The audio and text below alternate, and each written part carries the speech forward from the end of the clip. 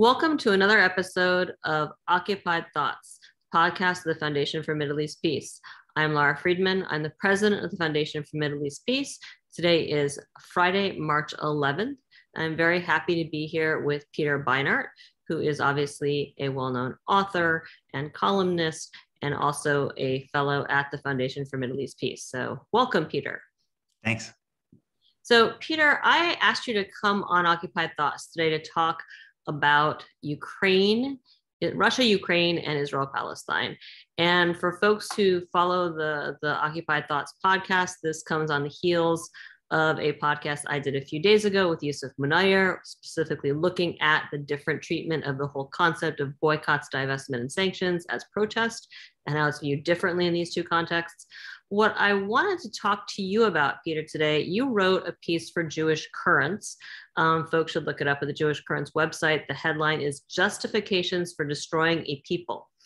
And you raised some, you crystallized some things that I've seen other people pointing at and talking about, but I think you crystallized it better than anyone has and really talked it through. So that's what I wanted to really focus in on today. So just to set this conversation off, I'm going to quote the key sentence from your article that sets us all into gear, which is, so in both cases, this is Putin talking about Ukraine and Israel and how it frames the Palestinians. You say, quote, in both cases, this three-part claim, and that's the key, the three parts, they are that a neighboring people is not really a people, one, that people is controlled by foreign foes, and number two, that the same people seeks your extermination. And that it is this three-part claim that justifies aggression and the brutal denial of human rights. So you want to maybe start taking that apart and starting with the claiming that a people is not really a people, and just contrasting the two cases of Russia over the Ukraine and Israel dealing with Palestinians. Right, so thanks. So if you look at Vladimir Putin's statements, this famous kind of now infamous essay he wrote last year called On the Historical Unity of Russians and Ukrainians, and then the speeches he's given in the lead up to this full-scale invasion of Ukraine. One of the things he says again and again is that Ukrainians are not a separate people, not a separate nation, that they're really Russians. And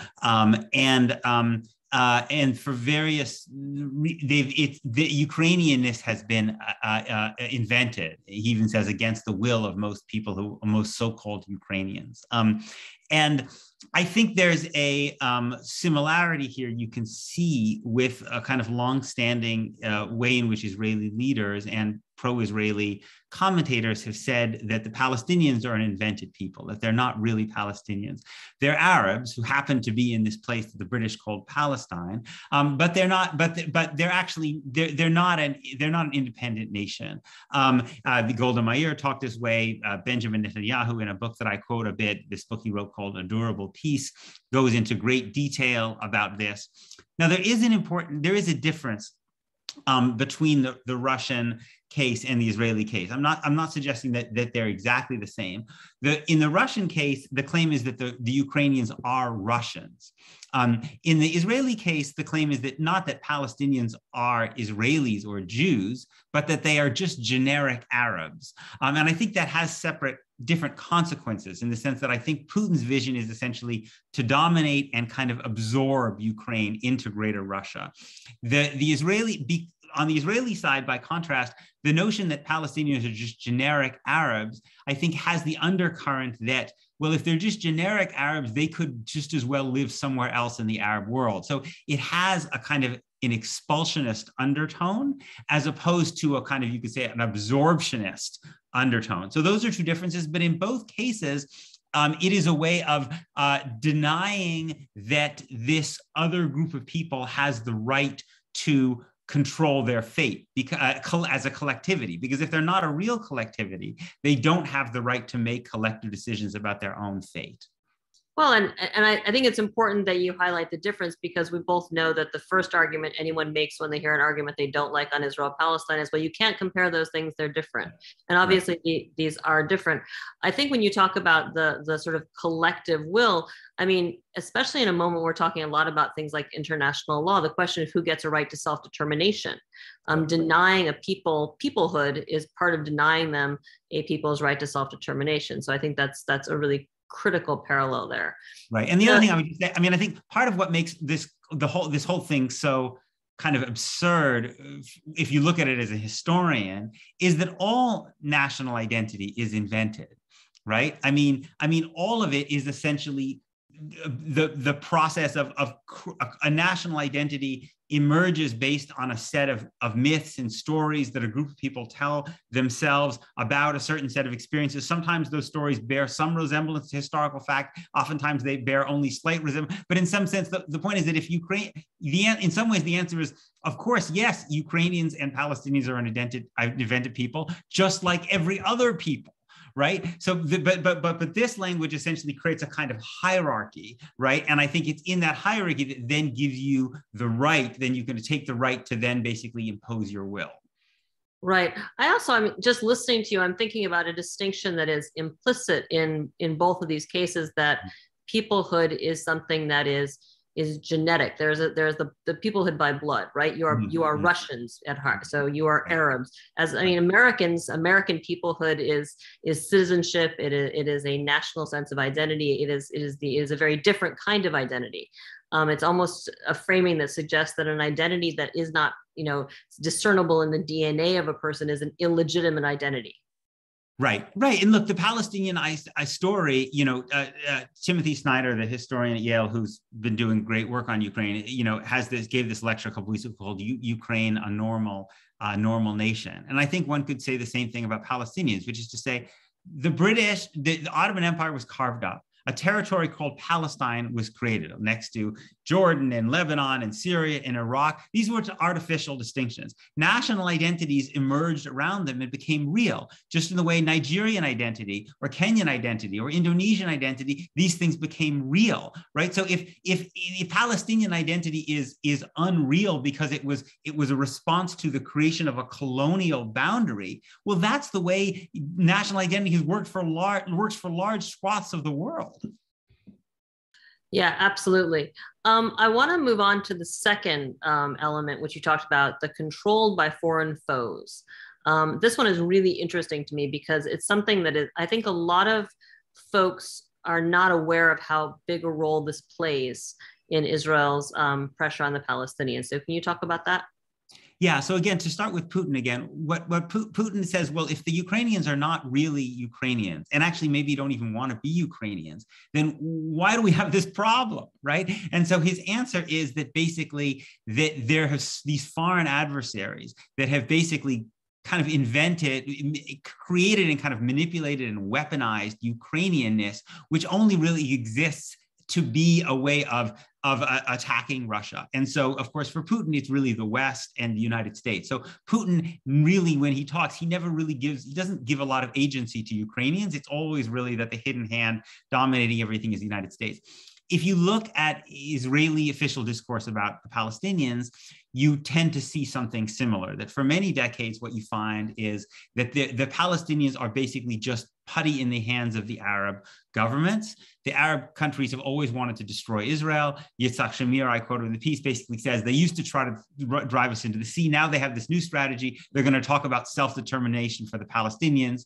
And this is, again, something Netanyahu talks about. Netanyahu said the PLO is just a Trojan horse for the Arabs. And I think more recently, because that trope doesn't work as well, because it's so clear that most of the Arab governments don't really want to destroy Israel, they've accommodated themselves, that you see a version of this vis-a-vis Iran. So as I quote in the piece, Naftali Bennett likes to talk about Gaza as one of the tentacles of Iranian power, right? So it's essentially like, it's not like the Palestinians have their own agency here, their own national struggle, their own desires.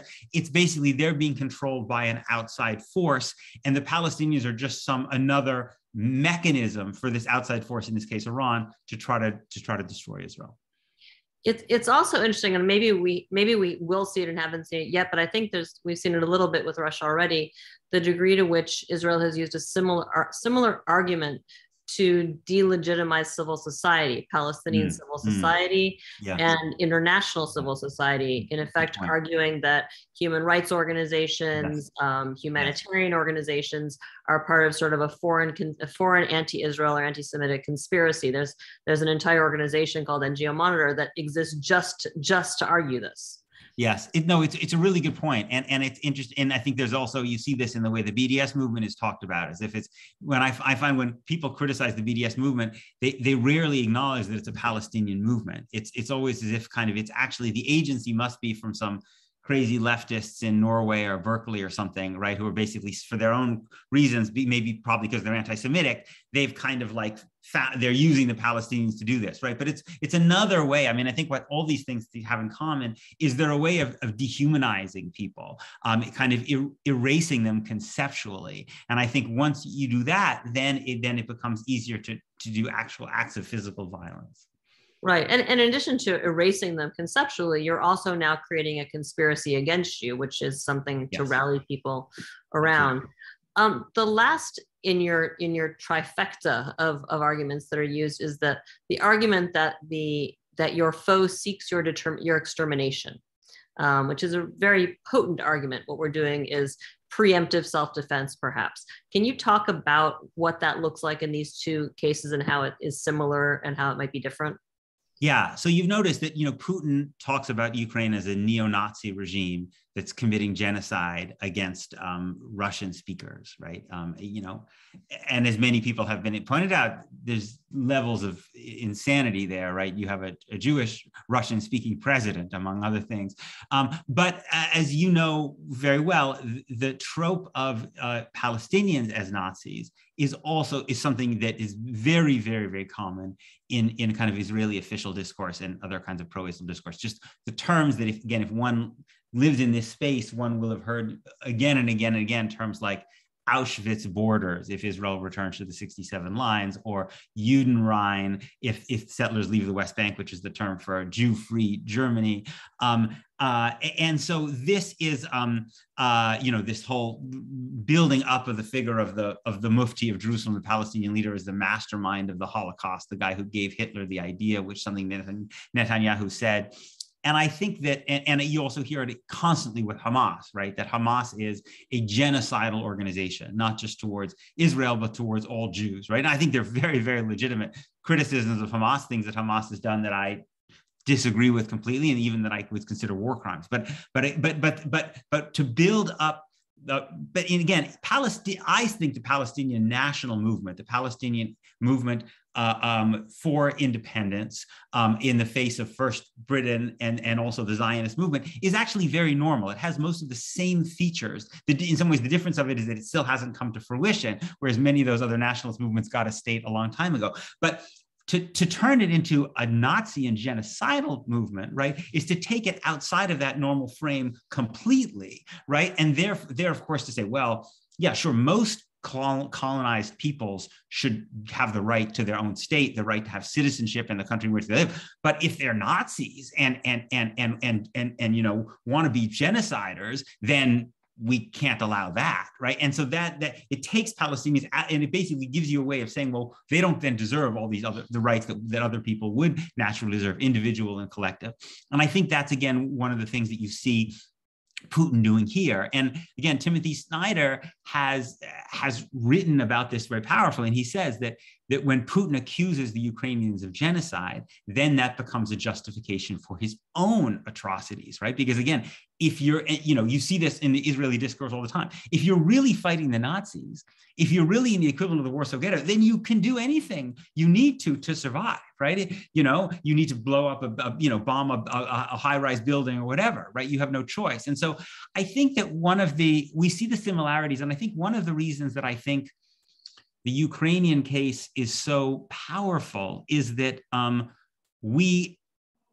many Americans, including Americans who are not engaged in the Israel-Palestine question or have little sympathy for the Palestinians, see through these things so clearly, yet they get stuck on similar things when it comes to Israel-Palestine. Either they are just paralyzed, they don't know what to think, or actually they buy into these kind of things. And I think that I so much wish that some of these writers who are writing so powerfully, cutting through Putin's dehumanizing propaganda, might take a moment at some point to turn their gaze to Israel-Palestine, and they would see many of the same things. And I think would help us so much.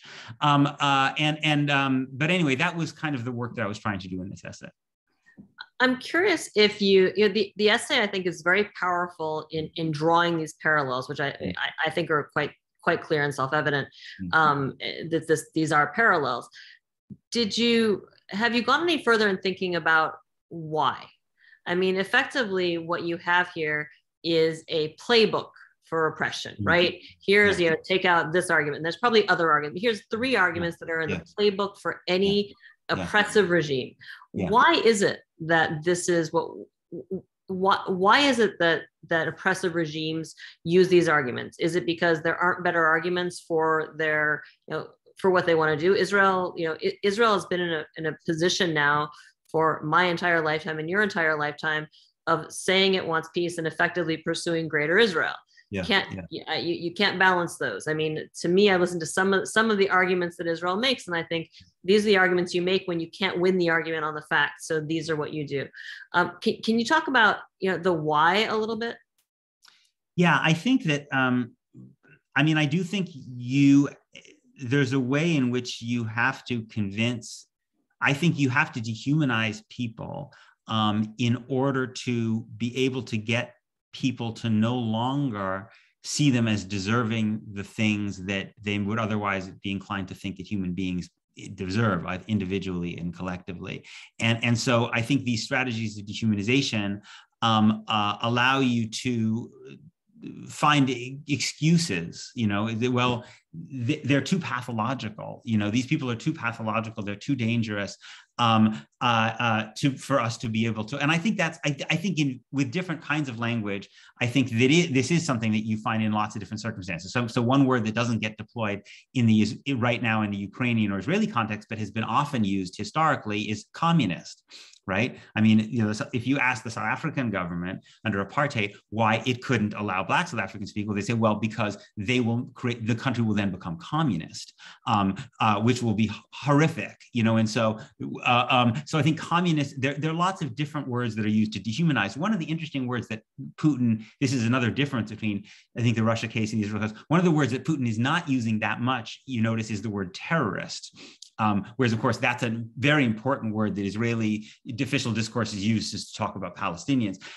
My hypothesis is because the Ukrainians still have their own regime, their own government, right? So, and terrorist is generally a word you apply to non-state actors.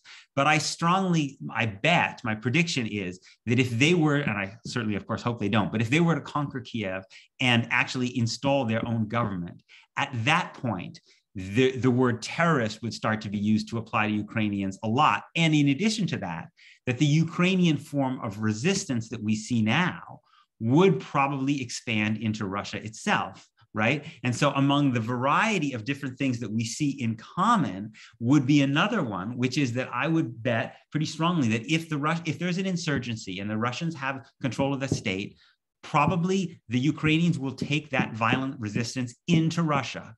Right, just like the IRA did when they blew up bombs in London, and just like Palestinian groups do when they go to Tel Aviv. And so I think that there are differences, but I think it's partly because of the particular stage that the conflict is in at this moment.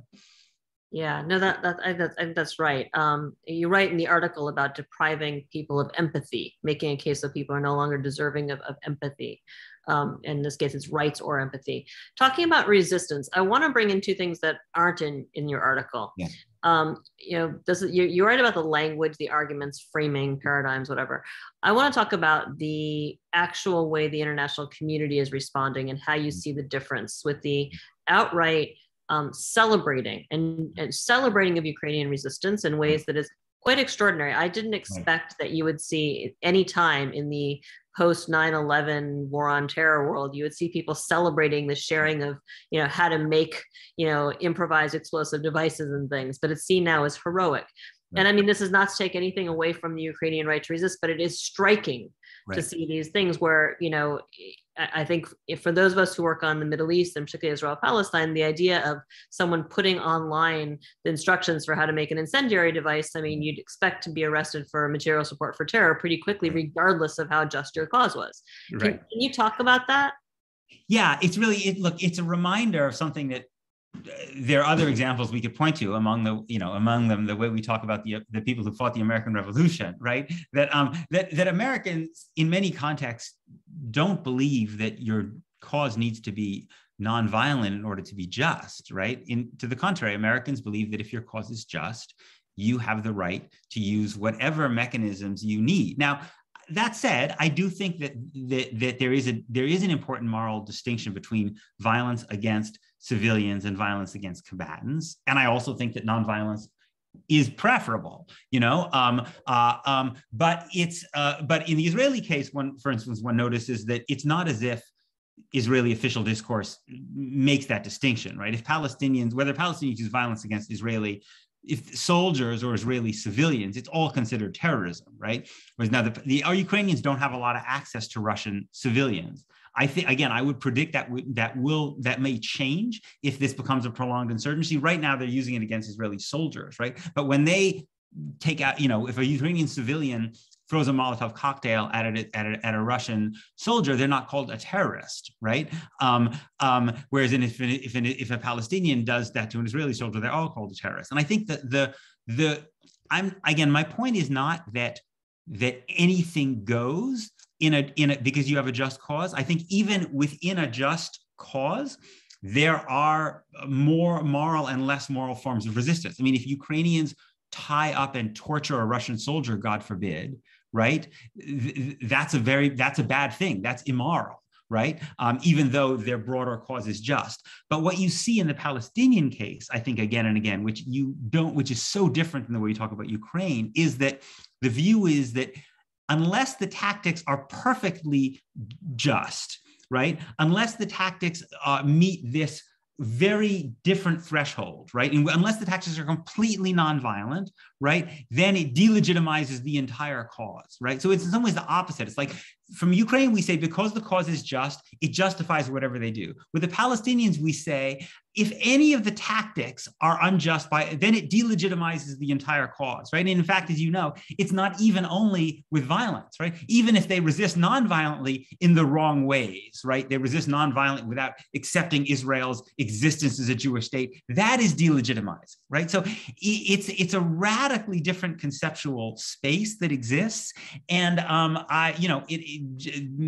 there's been this video of James Baldwin circulating talking about how white people are always, historically been celebrated for doing things that Black people are called terrorists and criminals for doing. And I think that there's some of that. I think that the innate sense of identification with mostly white Christian people comes into it. And of course, also the fact that it's happening to a U.S. adversary, right? This resistance is opposed to happening to a U.S. ally using American-made weapons. So in that same vein, and yeah, I mean, you and I both follow this closely, the extent to which even nonviolent resistance by Palestinians is treated as terrorism. And actually, I mean, I've tracked and written about, I think you have as well, the escalation of language around Palestinian tactics, where you have journalistic terror and you have economic terror and you have diplomatic terror. I mean, everything a Palestinian does in trying to get their rights is considered a form of terror. And in a context where under Israeli military laws, virtually anything that Israel doesn't want them to do can be framed as illegal, including gathering in more than X number of people, or having a political meeting, or holding up signs. I mean, it's a very specific context where everything is basically a form of terror. I want to talk about the nonviolent stuff. This is what you and Yousef and I talked about, and I'd be curious about your views on it. It has been striking to me, and it was striking from right at the beginning. I do the monitoring of Congress, and when Republican members of Congress started tweeting out how it was vital that we adopt boycotts, divestment, and sanctions in that order, literally Right. in that order, Yeah. against Russia in support of Right. Ukraine. And I thought, wow, so the language has gotten through, because I don't remember anyone using those three words together in that order Right. before the Palestinian BDS movement. I mean, there really has been a wholesale embrace of these tactics, and from a popular level, but also at a government level. Can you talk about how you see that as distinct from how it is viewed in the Palestine context, lo these many years, in the efforts continuing to delegitimize, if not criminalize it? And can you talk about what you think this may mean going forward for Palestinian protests? Does this create potentially more space? Is it just utterly irrelevant because there will be an Israel exception, or something else? I mean, I would hope so, although I'm not that optimistic. I mean, I think that part of what the Russian invasion of Ukraine has done is that it has strengthened the instinct toward American exceptionalism, towards the idea that we're the good guys and we're fighting the bad guys. And I think, and in this particular case, there is some truth to that, right? The Russians are the bad guys. I mean, we are not the ones that are bombing Ukraine, right? We may have some culpability in terms of things that we did that were not that were unwise in NATO expansion, but ultimately we're not the ones killing people. And one of the fundamental challenges about being able to, and so therefore again, any resistance is great, including of course boycotts. The challenge is that in the Palestinian case, it forces us to look inward at our own moral culpability in a way that is exactly the opposite. Israel-Palestine is kind of kryptonite to American exceptionalism, because if we are the good guys, how could it possibly be that the country we give the most military aid to is an apartheid state, right? It just, and that's very, very difficult. It's very difficult for your view of the kind of the, of the goodness, of the virtue of the United States, what people are. It's very difficult for your notion of the West, for certain people, of the notion, which is a very Christian notion for some people. Obviously, for many Jews, it's very much bound up with our own sense of kind of virtue as a people and the virtue of the state that our people has created. So it requires an ability to a kind of moral introspection, and which is much, much more difficult than essentially saying, Vladimir Putin is an evil guy, which he is. What I would really love to hope is that this moment in Ukraine, that are rallying around Ukrainians, can be, for some people, help them make that move to something which is, I think, more conceptually difficult for a lot of Americans. But I don't know how successful that'll be. Yeah, no, I think you're right. I mean, the conversations I've had, and I've been, I reached out to you this morning to have this conversation because I've been following, the various articles, and there feels like there's a certain amount of he doth protest too much when you see articles in the Jerusalem Post saying it is absolutely wrong to draw any parallels. And then yesterday, the NGO Monitor came out with their own piece damning all those who would say there's any parallels. I mean, even the fact of having to defend against the parallels, I think, does force people to think about it, if nothing else, to think about, and maybe reckon with their own rationalizations for why this is different, which is, I've got to think, at least a healthy project intellectually.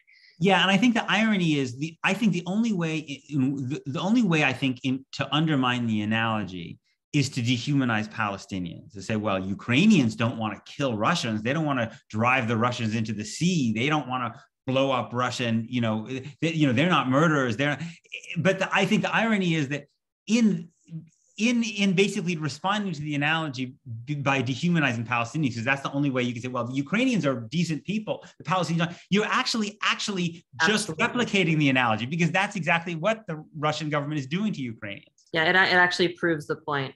Right. Listen, I think this is exactly what I was hoping on this conversation. I really appreciate it. For folks who are watching or listening, I want to give a shout out again to Peter's piece in Jewish Currents, Justifications for Destroying a People. I also want to give a shout out to the podcast that I did with Yousef Munayyer a few days ago. You can find that on our website. And also, Yousef had a terrific piece in The Nation this week, March 4th, called On Watching Ukraine Through Palestinian Eyes.